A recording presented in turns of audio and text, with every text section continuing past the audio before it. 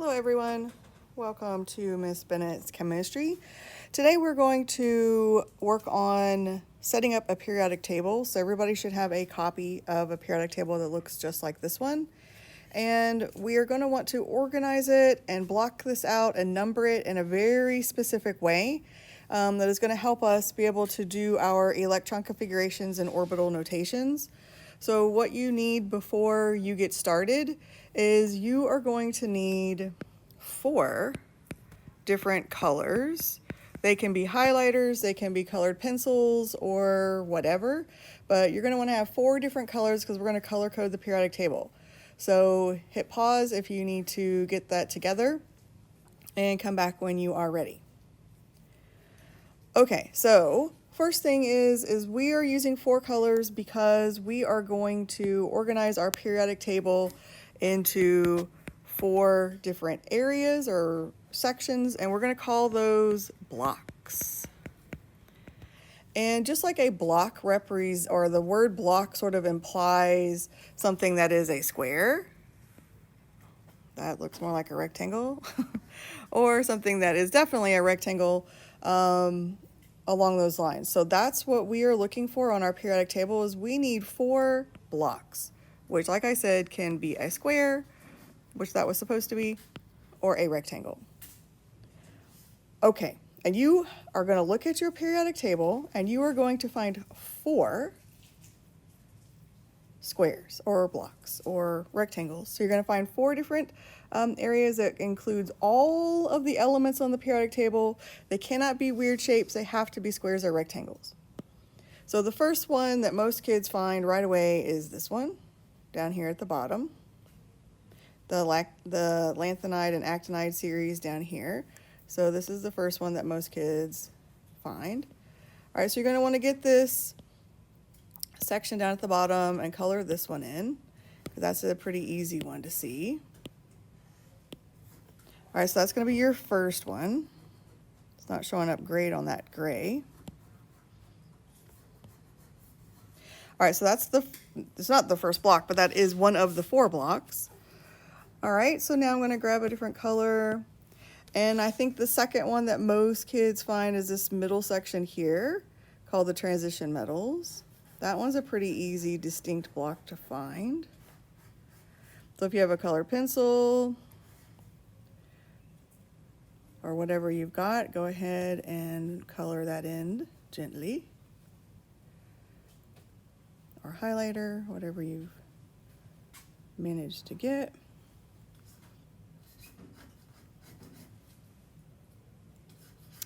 All right, and then now it's the 2 harder ones for people to kind of get a visual around. You need 2 more, either squares or blocks, and they have to, I'm going to change this color of this bottom one while I'm talking because it's just not dark enough. And they have to include all of the elements. They cannot leave anybody out, and it cannot be a weird shape. It has to be exactly a square or a rectangle. And so what we're going to do is over here on the right-hand side where we have boron all the way over to neon, we're going to block this out. But you know that that sort of leaves helium by himself. But some of you are already looking and you have already figured out where could helium possibly temporarily go for this activity. And you know, he's going to go over on the left-hand side of the periodic table right next to hydrogen. All right, so let's get another color. We'll do that one in yellow. All right, so the last group is going to include helium, and he basically goes right here. And then the rest of them. So fill it in, color it, and then we'll talk about these blocks really quick. Then we'll number it, and we will be done. But this is something you need to have ready so we can get started on writing our electron configurations and orbital notations. And I'm so sorry, I just kind of colored outside the line right there. And don't forget helium. Helium is technically going to sit right there for right now. All right, so I'm going to color code what we're going to call these blocks. So I'm going to shade in an area that is yellow right here. And then I am going to do the blue color, which is my boron, carbon, nitrogen, oxygen, fluorine, and neon. Then I'm going to get my green color, which are the transition metals. And then my hot pink color, which is the stuff at the bottom. All right, so for these 4 blocks, the reason why I colored them in that order, the yellow, the blue, the green, the purple, is they're basically, think about it going in order of atomic number. So the lowest atomic number in the yellow group is 1, and 1 is the first number. And then you have 1, you have 2, which is helium, also in the yellow, 3, which is lithium, 4, which is beryllium, also in the yellow. And then when I get to atomic number 5, that's in a different color, but he's the next one in the sequence. So the atomic number 5 is in the blue. And if you count all the way through and you get all the way to calcium, which is 20, you've got elements in the yellow and the blue. And then when you hit 21, then you're in green. So then that's why green is third.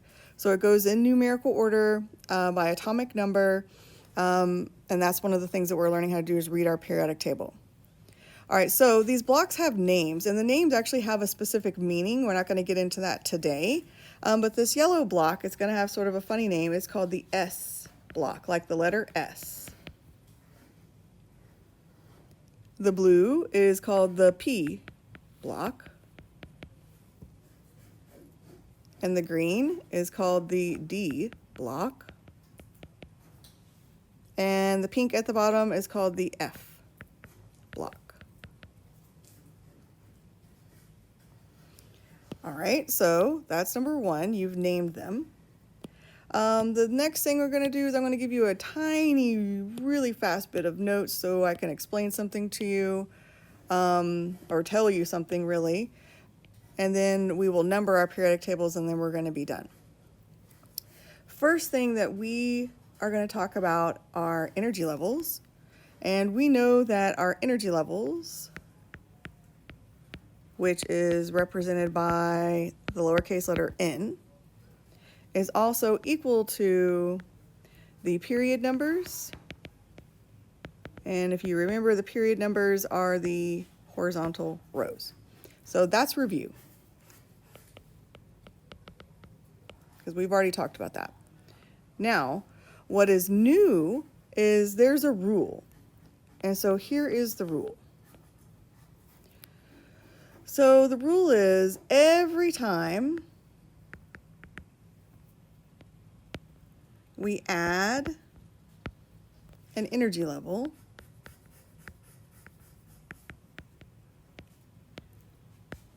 we add a sublevel. Okay, so we already know that this word energy level, we know what that is equal to our period number. And I just added a new vocabulary word. Let me get a highlighter color that we don't have. Let's do this one. No, I just used that one. That one. Sublevel. And a sublevel is the same thing as a block. So with these 4 blocks that we have right here, these are your sublevels. They're also known as blocks. So the S block, the P block, the D block, the F block are all sublevels. Okay, so when I talk about, when I use the word sublevel, I am talking S, P, D, F.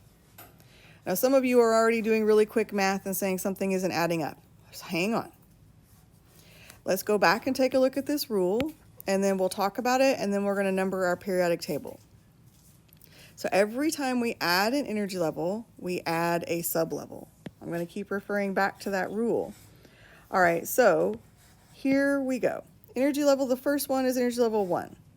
And we know that that is right over here next to hydrogen. That is energy level 1. And at energy level 1, we have our first sublevel, which is an S.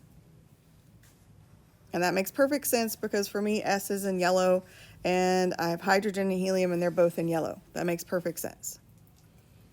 Now, we're going to look at this word here, add. In math, the word means in addition to. So if I'm going to go to the second energy level, that means that I am adding a second energy level or second sublevel. So adding means I still have the original, which was an S, but this time it's at energy level 2. And if I number this 2, then I have the S. But after S comes P. So every time I add an energy level, I add a sublevel. So now I'm going to go up the next energy level, which is 3. There's going to be an S and there's going to be a P. But now I have to add an additional one. So what comes after P? What comes after P is D. Then I go to the next energy level. I have a 4S, a 4P, and a 4D, exactly like I had before. But now I have to add an additional one, F. So let's go over here really quick to our S block. This right here. And number these really quick on the outside. I have 1 and 2, 3, 4, 5, 6, and 7. All right, so some of you are going, wait a minute, we're out of blocks. Well, that's when we start getting into hypothetical sublevels, which, just so you know, you will never have to do, oh, I'm writing 4, I'm sorry. You will never have to do anything about hypothetical sublevels with me. So 5P, 5D, 5F, and I'm going to change the color of it all together so you get that this does not exist. What comes after letter F is letter G. Now I told you that these letters up here, S, P, D, F, have meaning. It has to do with the shapes of the orbitals. But since the other ones do not exist yet, they're hypothetical, that we don't know what shapes the orbitals are, so then it just sort of goes in alphabetical order after that. And then after 5, we have energy level 6, and we have S, 6P, 6D, 6F. We still have 6G, and then we add the next one, which is H. And then we have one more. We have 7S, 7P. And actually, I'm going to go back and change some of these colors, and you're going to see in just a second why we're going to erase some of them. But for right now, I'm going to leave these 6F and 7F and so on and so forth. I'll leave them, and we'll come back and change the colors in just a second because you're going to see something. All right, 6G, 6H, and then we'll call it 6I. All right, so we already numbered our S block, which was 1, 2, 3, 4, 5, 6, 7. Over here on the left-hand side. Great. So now let's go take a look at our P block. So for our P block, the first time we introduce the P block, let me zoom out just a little bit. The first time we introduce the P block is at energy level 2. So that means the first horizontal row, and I want this to be a slightly thicker pen, the first horizontal row is going to be 2. Not 1, not 3, nothing but 2. Why 2? Because the first time I have a P is at energy level 2. And then that means this next one, starting with aluminum, is a 3. And we have to kind of really squeeze this in. But the next one that starts with number 31, gallium, is a 4. And then there's 5. And then there's 6. And technically there is, and I'm going to go ahead and color this, there is a 7P now. This periodic table doesn't show it, but there is a 7P. We know these elements exist now. We have created them successfully. So there is a 7P.